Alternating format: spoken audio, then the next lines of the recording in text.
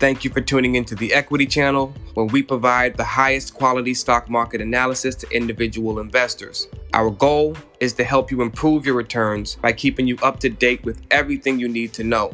What helps investors beat the market is information and knowledge of how to use it. We'll provide you with both. Before we get started, be sure that you subscribe and turn on your notifications, because every time we drop a new episode, money is made.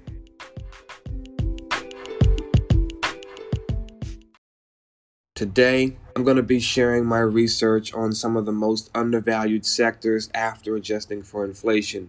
Earnings season is right around the corner, and you won't want to miss out on your opportunity to pick up on some of these sectors just in case we see some continued broadening of this year's rally. Whenever I add to my portfolio, I like to start off in the most undervalued sectors and with the most undervalued stocks. Later on, after the market corrects in price, I can pick up some of those stocks that were overpriced and overhyped. Today, I'll be listing stocks in order based on how much momentum is already behind their current rally. I'll be going in order from least to greatest. First sector on the list is consumer staples. The largest companies in this sector include Walmart, Procter & Gamble, and Coca-Cola. During an economic slowdown, this sector has a high probability of outperforming the rest of the market, and during a recession, earnings tend to remain more stable than other sectors. Right now is a great opportunity to invest in this sector since the rest of the market seems to be getting most of the attention. People are so focused on AI and other investing ideas that they are leaving sector opportunities like consumer staples on the table. This sector should be a part of any investment portfolio, so if you don't have some of these companies, it would be best to pick some of these up now before the market realizes they missed out. Second sector on the list is basic materials. Some of the largest companies in this sector include Sherwin-Williams, Southern Copper, and Ecolab Chemicals. This sector has a lower hit rate than consumer staples in a slowdown, but does really well during a recovery and during inflationary times.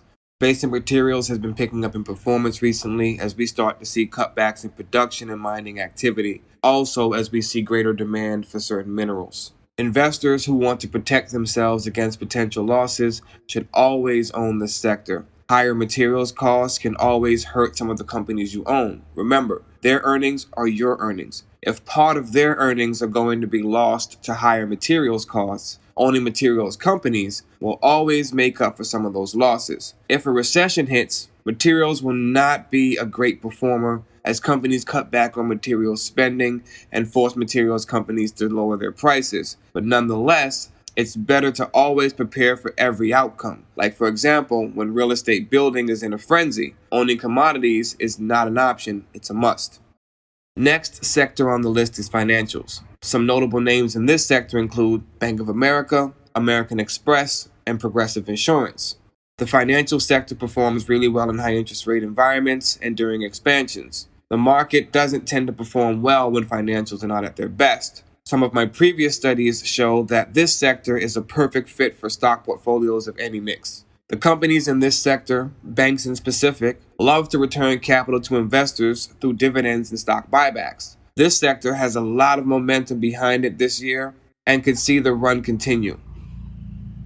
With earnings season starting on Friday and major banks being the companies to kick things off, investors should look for opportunities to make some solid investments. The best time to invest in banks is when they are trading below book value. Look for the price to book valuation metric for any bank. If that number is below 1, you're getting a discount on the bank's assets.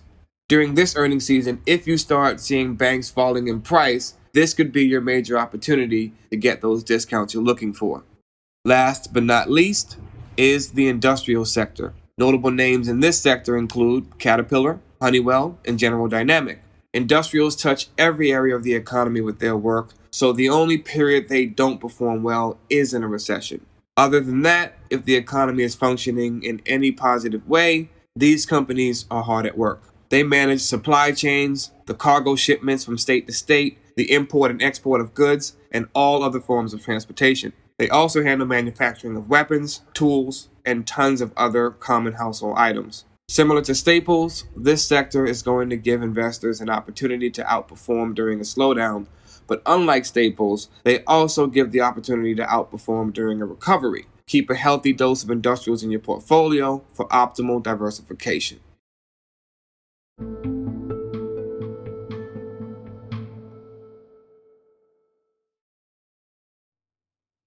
The Equity Channel is one of the most followed stock market podcasts for beginners, a valuable resource for investors who are looking for information on the stock market and the economy. We love to make our episodes quick, straight to the point, and rich in value. We hope that's what you got today. Be sure that you subscribe, turn on your notifications, because every time we drop a new episode, money is made.